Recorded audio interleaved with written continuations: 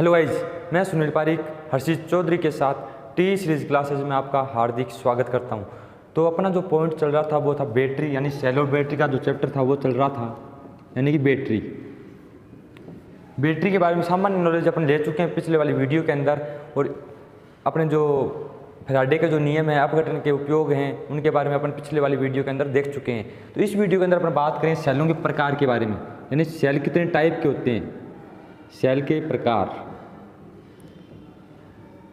ठीक है, यानी कि सेल कितने प्रकार के होते हैं, कौन कौन से होते हैं, उनके बारे में इस वीडियो के अंदर अपन बात करने वाले हैं। तो देखिए, सबसे पहले सेल के प्रकार। सेल होते हैं दो प्रकार के, प्राइमरी और सेकेंडरी। प्राइमरी को प्राथमिक बोलते हैं हिंदी के अंदर, और इसको बोलते हैं द्वितीयक। यानी कि सेल के दो प्रकार के होते हैं, प्राइमरी सेल और सेकेंडरी सेल। अब बता दें तो प्राइमरी सेल और सेकेंडरी सेल दोनों में डिफरेंस क्या है उसके बारे में। यानी कि अपने पास एक तो आ गया प्राइमरी सेल और एक आ गया अपने पास सेकेंडरी सेल, और इनके भी कुछ प्रकार होते हैं, उनके बारे में भी अपन बात करेंगे इस वीडियो के अंदर। तो देखिए, प्राइमरी सेल यानी कि ये जो सेल होते हैं उनका क्या होता है, जो अपना विद्युत वाहक बल जो होता है वो ज़्यादा नहीं होता, एक बात। दूसरी बात, ये दोबारा चार्ज नहीं किए जा सकते। यानी कि अपने सेलों को दो प्रकार में इसलिए बांट दिया क्योंकि अपने पास कुछ सेल ऐसे थे जिनको चार्ज नहीं कर सकते, कुछ सेल अपने पास ऐसे आ गए जिनको अपन क्या कर सकते हैं, चार्ज कर सकते हैं। ठीक है, तो इन सेलों को प्राथमिक सेल के अंदर रख लिया, जिनको चार्ज कर सकते हैं उनको अपन ने सेकेंडरी सेल के अंदर रख लिया। यानी एक बार अपन ने कोई सेल खरीद लिया, एक बार कभी मान लो कभी मैंने एक सेल खरीद लिया, जैसे मेरे पास आता है जो अपने टॉर्च में छोटे छोटे सेल डाले जाते हैं घड़ी के अंदर, इनके उन सेलों को मैंने खरीद लिया, एक बार उपयोग ले लिया। उपयोग लेने के बाद उन सेलों को दोबारा चार्ज नहीं किया जा सकता। यानी कि वो सेल कौन से प्रकार के हो गए, प्राइमरी सेल। अब मान लीजिए अपने ट्रैक्टर के अंदर बैटरी डालते हैं, ठीक है, उस बैटरी को अपने खरीदा, उपयोग लिया, उपयोग लेने के बाद डिस्चार्ज हो गई, वापस अपने क्या कर लिया, उसको चार्ज कर लिया, तो वो किसके अंदर आ गई, सेकेंडरी सेल के अंदर। इसी प्रकार इनके दो भागों में बांट दिया गया। तो सबसे पहला जो अपना भाग है वो है प्राइमरी सेल। यानी प्राइमरी सेल के अंदर बात करते हैं भाई प्राइमरी सेल कौन कौन से हो सकते हैं। तो आपको परिभाषा समझ में आ गई होगी, वे सेल जो एक बार उपयोग होने के बाद दोबारा उपयोग नहीं किए जा सकते। इसके अलावा वे सेल जो एक बार मान लो उपयोग लेने के बाद उनको दोबारा चार्ज नहीं किया जा सकता। ठीक है, तो मैं लिख देता हूँ यहाँ पर, वे सेल जिनको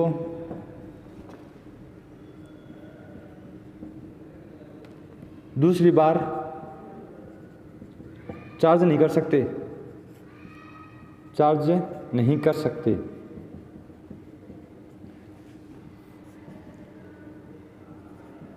इनका दोबारा उपयोग नहीं होता है। यानी कि वे सेल जिनको दूसरी बार चार्ज नहीं कर सकते, यानी कि अपने घड़ी में जो सेल होते हैं उनको दोबारा चार्ज नहीं किया जा सकता, इनका दोबारा उपयोग नहीं होता। यानी कि अपने घड़ी के अंदर जो सेल है वो एक बार डिस्चार्ज हो गया, उसके बाद में उसका उपयोग खत्म हो जाता है, उसको अपन दोबारा उपयोग में नहीं ले सकते। तो वे सेल कौन से कहलाते हैं, प्राइमरी सेल।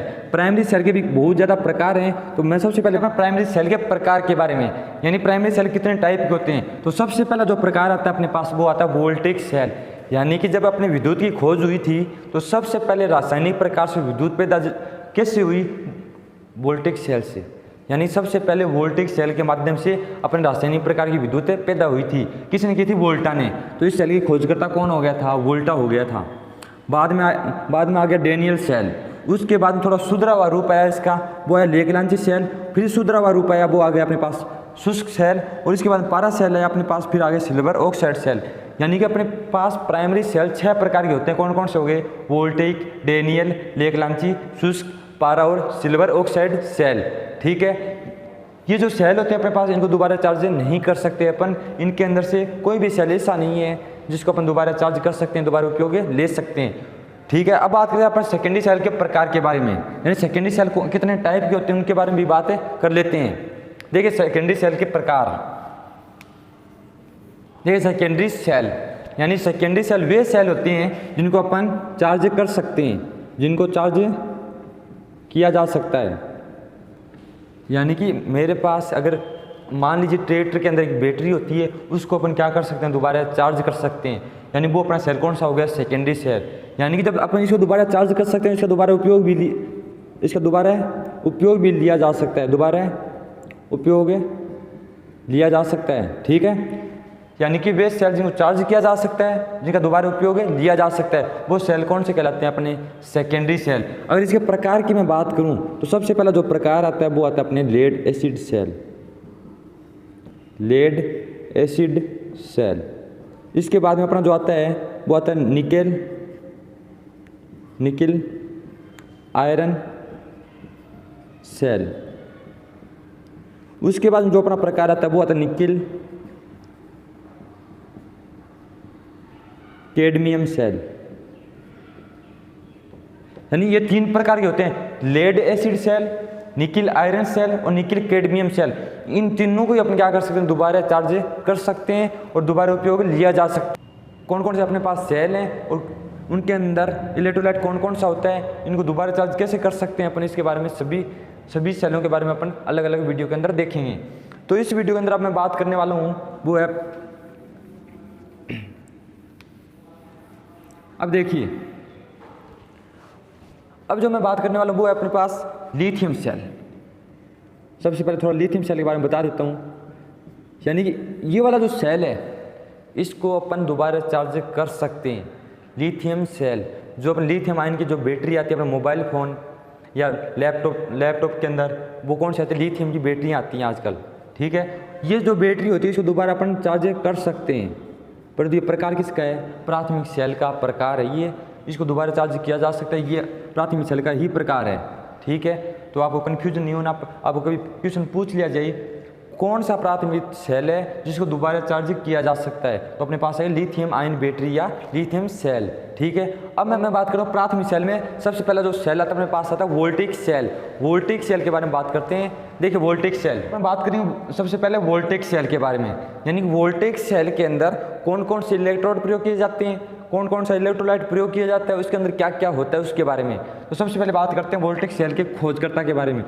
यानी कि जो अपना वोल्टिक सेल है, सबसे पहले जब सेल खोजा गया था उससे पहले कई प्रकार की खोजें हो चुकी थी, परंतु अच्छे तरीके से सेल खोजने वाला सबसे पहले आया था वोल्टा। उसने लगभग 1800 ईस्वी के अंदर वोल्टिक सेल की खोज कर दी थी। यानी सामान्य प्रकार की विद्युत पढ़ रहे थे, यानी कि बेसिक विद्युत का जो बेसिक ज्ञान ले रहे थे, उस टाइम अपने को पता लगा था कि सबसे पहले विद्युत की खोज थेल्स ने की थी, उसके बाद में वोल्टा ने की थी। वोल्टा ने कौन सी विद्युत पैदा की थी, जिसको तारों में प्रवाहित किया जा सके, यानी वायर के अंदर से प्रवाहित किया जा सके। तो वो कैसे की थी, इस सेल के माध्यम से उसने विद्युतें पैदा की थी। यानी इस सेल की खोज कर दी, और इस सेल खोज करने के बाद यहाँ पर क्या लगा दिया, उसने लोड लगा दिया, तो ये मेरे पास वायर लग गए, इन वायरों के माध्यम से इसके अंदर क्या बह गई थी, विद्युत धारा। ठीक है, तो आपको पता लग गया होगा सबसे पहले सेल की खोज किसने की, वोल्टा ने। लगभग कितना ईस्वी में, 1800 ईस्वी के अंदर। कौन सी विद्युत पैदा की, रासायनिक विद्युत, रासायनिक को विद्युत के अंदर चेंज किया था। यानी रासायनिक क्रिया के माध्यम से उसने विद्युत पैदा की थी, रासायनिक ऊर्जा को उसने विद्युत ऊर्जा में चेंज किया था, किसने, वोल्टा ने। ठीक है, देखिए वोल्टा ने जो सेल बनाया अपने पास, ये वोल्टिक सेल बनाया था। इस वोल्टिक सेल के अंदर वोल्टा ने एनोड के रूप में किसका प्रयोग किया था, तांबे का। यानी किसका प्रयोग किया, यहाँ पे तांबे का प्रयोग किया था। ठीक है, और कैथोड के रूप में जस्ते का। ये तो मेरे पास हो गया तांबा, और कैथोड के रूप में कौन हो गया, जस्ता। यानी एनोड को मैंने अपने क्या बोलते हैं, पॉजिटिव, और जो अपने पास कैथोड होता है उसको क्या बोलते हैं अपन, नेगेटिव पॉइंट। ठीक है, तो ये नेगेटिव छड़ हो गई, ये पॉजिटिव छड़ हो गई अपने पास, इनको बोलते हैं अपने इलेक्ट्रोड। क्या बोलते हैं, इलेक्ट्रोड। यानी पॉजिटिव इलेक्ट्रोड, नेगेटिव इलेक्ट्रोड। ठीक है, अब बात करते हैं इलेक्ट्रोलाइट के बारे में। यानी कि अपने पास उसने जो यहाँ पे घोल प्रयोग किया, यानी द्रव जो प्रयोग किया था, यहाँ पे लिक्विड जो यहाँ पे द्रव उपयोग किया उसने, वो किया था तन्नुगंधक का अम्ल। यानी कि यहाँ पे जो घोल प्रयोग किया गया था वो किया गया था H2SO4। यानी कि जो अपने पास यहाँ पे द्रव अपन भरते थे, अपन ने अपघटन के नियम के बारे में जब बात कर रहे थे तो मैंने आपको बताया था, इसको बोलते हैं इलेक्ट्रोलाइट। और यहाँ पे अलग अलग प्रकार के इलेक्ट्रोलाइट प्रयोग किए जाते हैं। तो यहाँ पे जो इलेक्ट्रोलाइट उसने प्रयोग किया था वो किया था H2SO4, इसको हिंदी में बोलते हैं तन्नुगंधक का अम्ल। ठीक है, अब देखिए इसके आंतरिक प्रतिरोध की बात करते हैं। आंतरिक प्रतिरोध मतलब सेल की इंटरनल का प्रतिरोध, बाहर का नहीं जुड़ता इसके अंदर, इनको हटा देते हैं अपन। और ये जो छड़ें होती हैं यहाँ पर, इनका प्रतिरोध प्लस ये जो यहाँ पे तनुगंधक अम्ल है इसका प्रतिरोध, ये सारे मिलकर जो प्रतिरोध बनाते हैं उसको क्या बोलते हैं? आंतरिक प्रतिरोध।